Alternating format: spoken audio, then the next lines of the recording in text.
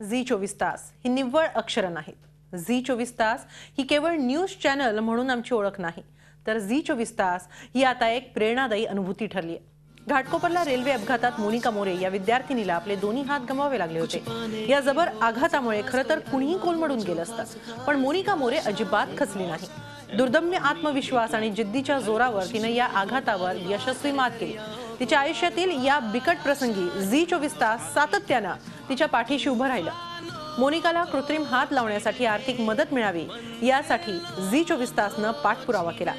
भाजपचे खासदार किरीट सोमय्या यांनीही पुढाकार घेतला, त्यामुळेच मोनिका मोरेला अखेर कृत्रिम हातांचं वरदान लाभलं।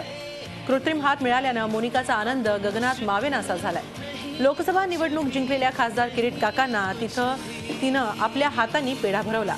एवढंच नव्हे तर आपल्या नव्या हातांनी मोनिकानं पहिली अक्षरं गिरवली ती किरीट सोमय्या काका आणि झी 24 तास रहा एक पाऊल पुढे ही आमची कॅचलाईन मोनिका मोरेनं प्रत्यक्षात जगून दाखवली आहे। मोनिकाच्या या जिद्दीला झी 24 तासचा सलाम।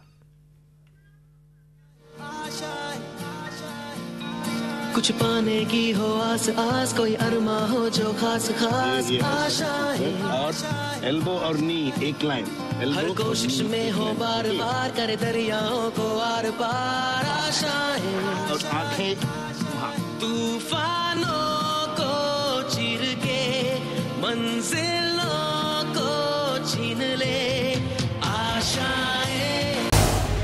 झी 24 तास रहा एक पाऊल पुढे।